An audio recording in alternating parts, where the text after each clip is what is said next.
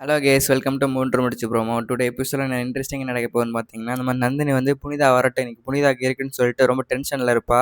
சூர்யா வந்து என்னாச்சு நந்தினின்னு சொல்லிட்டு தாய்க்குள்ள நினச்சி கவலைப்பட்டுட்டு இருக்கேன்னு சொல்லிட்டு இந்த மாதிரி கேட்கும்போது, இல்லை தான் சார் அதெல்லாம் இல்லைன்னு சொல்லும்போது, நீ முதல்ல சிரி நந்தினின்னு சொல்லிட்டு இந்த மாதிரி ஆறுதலாக 4-5 வார்த்தை பேசிட்டு போயிருப்பான்ல. அப்போ வந்து நந்தினி நினச்சிட்டு இருப்பேன், இன்னைக்கு வரட்டும் புனிதா ஒரு வழி பண்ண மாட்டேன்னு சொல்லிட்டு இருக்கும்போது, சூர்யா குளிச்சுட்டுலாம் வந்துடுவான். வந்துட்டு வந்து நந்தினி வா சாப்பிட போகலான்னு சொல்லிட்டு கீழே கூட்டு போவான். இல்லை வேணா தான் சார் நீங்கள் போய் சாப்பிடுங்கன்னு சொல்லுவா. என்னாச்சு நந்தினி வா வா கம்னு சொல்லிட்டு நந்தினி கீழே கூட்டிட்டு போய் மறுபடியும் சாப்பாடுலாம் ஊட்டி விடுவான். ஊட்டி விட்டுட்டு இந்த மாதிரி எப்படி இருக்கு நந்தினின்னு சொல்லிட்டு எல்லாரும் மறுபடியும் காலையில் பண்ண மாதிரி கடுப்பேற்றுவான். கடுப்பேற்றிட்டு மேலே போயிடுவாங்க. மேலே போனோடனே புனிதா வந்துருவாளா. புனிதா வந்தோடனே அத்தா சார் நீங்கள் இருங்கன்னு சொல்லிட்டு இந்த மாதிரி கீழே போய் நந்தினி வந்து புனிதாட்ட பேசிட்டு இருப்பேன். இங்கே வா புனிதான்னு சொல்லிட்டு, என்ன அக்கா சொல்லுங்க அக்கான்னு சொல்லிட்டு இந்த மாதிரி புனிதா கேட்பாளா. அப்போ வந்து எங்கே போய் சுற்றிட்டு வரேன்னு கேட்கும்போது, அக்கா ஆஃபீஸ் போயிட்டு வரேங்க, நான் எங்கக்கா போய் சுற்ற போகிறேன்னு சொல்லிட்டு இந்த மாதிரி புனிதா கேட்பாளா. போய் சொல்லாமல் சொல்லி இன்னைக்கு எங்கே தான் போனேன்னு சொல்லிட்டு கேட்கும்போது, அக்கா நான் இங்கே வந்து காலையில் போனேன்னா பைக் டாக்ஸி புக் பண்ணேன்னா ஆஃபீஸ் போனேன். ஆஃபீஸில் வந்து மறுபடியும் பைக் டாக்ஸியில் வந்து வீட்டுக்கு வந்துட்டேன். அவ்வளோதான், நான் எங்கேயுமே போலையே அப்படின்னு சொல்லிட்டு இருக்கும்போது, என்கிட்ட நீ போய் சொல்கிற நீ சொல்லிட்டு நந்தினி சொப்புன்னு அறைய ஆரம்பிச்சிடும். அரைஞ்சோடனே இப்போ எதுக்குக்கா நீ அடிச்சேன்னு சொல்லிட்டு இந்த மாதிரி புனிதா கேட்பாளா.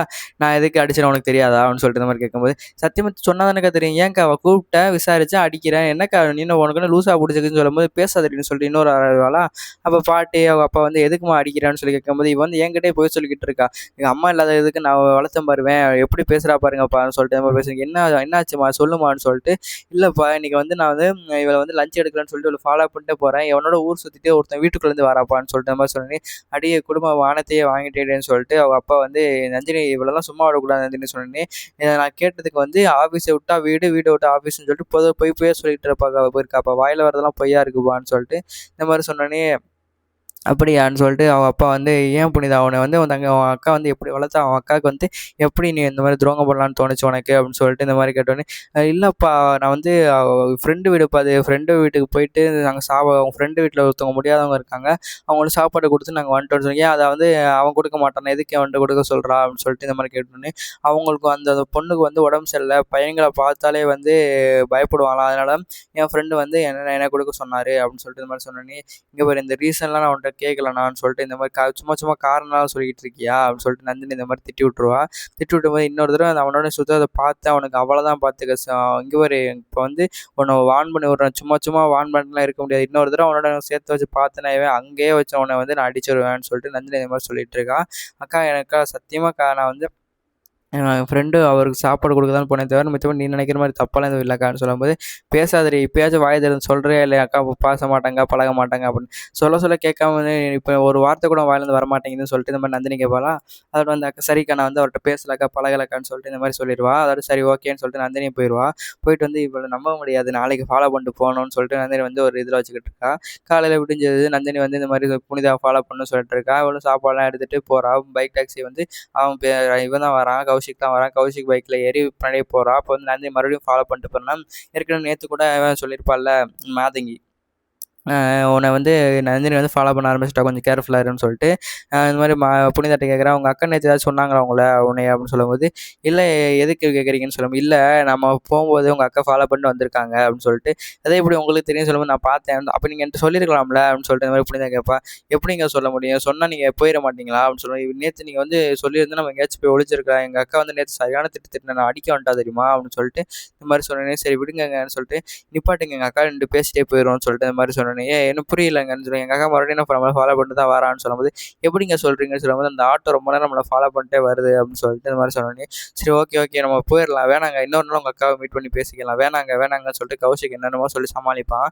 ஆட்டோ வந்து சரி ஓகே நீங்கள் ஏதோ சொல்கிறீங்க வாங்க போவோம்னு சொல்லிட்டு புனிதா வந்து கூட்டிகிட்டு போயிடுவா. புனிதாவை இது ஒரு பக்கம் சூர்யா இருக்கான்ல, சூர்யா வந்து இந்த மாதிரி போலீஸ் போய் பார்க்க போகிறான், எப்படின்னா சுரேகா மேட்டர் வந்து விசாரிக்க இப்போ இந்த மாதிரி கேட்குறான் போலீஸ்கிட்ட, சார் என்ன சார் பண்ணிகிட்டு இருக்கீங்க, சுரேகா கிடைப்பால கிடைக்க மாட்டேன் சார், நாங்கள் வந்து நாலா பக்கமும் தேடிட்டு தான் இருக்கோம் சார், மொத்தம் வந்து 12 டீம் போட்டு உங்கள் தங்கச்சியை தேடிக்கிட்டு இருக்கோம் சார், கண்டிப்பாக 1 வீக்குள்ளே கண்டுபிடிச்சிடும் சார், உங்களுக்கு யார் மேலே டவுட் இருந்தால் சொல்லுங்கள், அவங்களே சேர்த்து விசாரிக்கிறோம்னு சொல்லிட்டு இந்த மாதிரி சூர்யாட்ட வந்து அந்த ஏசி கேட்டுகிட்டு இருப்பார். அப்போ வந்து சார் எங்களுக்கு டவுட்லாம் யாரும் இல்லை சார், இந்த எனக்கு ஒரு ரஞ்சித் அவன் மேலே சந்தேகமாக இருக்குது, அவனோட ஃப்ரெண்ட் சர்க்கிள் யார் யார் இருக்காங்களோ அவங்களெல்லாம் விசாரிங்கன்னு சொல்லி அவ்வளோதானே, ஓகே நான் பார்த்துக்கிறேன்னு சொல்லிட்டு இந்த மாதிரி பரமேஸ்வரி வீட்டுக்கு போகிறாரு ஏசி. போயிட்டு வந்து ஹாய் பரமேஸ்வரி, என்ன என்ன எப்படி இருக்க, வரைய மாட்டேங்கிற முன்ன மாதிரிலாம் அப்படின்னு சொல்லிட்டு இந்த மாதிரி பரமேஸ்வரி பேசணுன்னே, என்ன சார் பண்ணுறது அப்படின்னு சொல்லிட்டு இந்த மாதிரி பேசிக்கிட்டு இருக்காங்க. எதுக்கு சார் வந்திருக்கீங்கன்னு சொல்லும்போது, ஜோதியும் பாண்டியன் அவர் இருக்காங்களான்னு சொல்லிட்டு இந்த மாதிரி இருந்தோடனே வந்துடுவாங்க.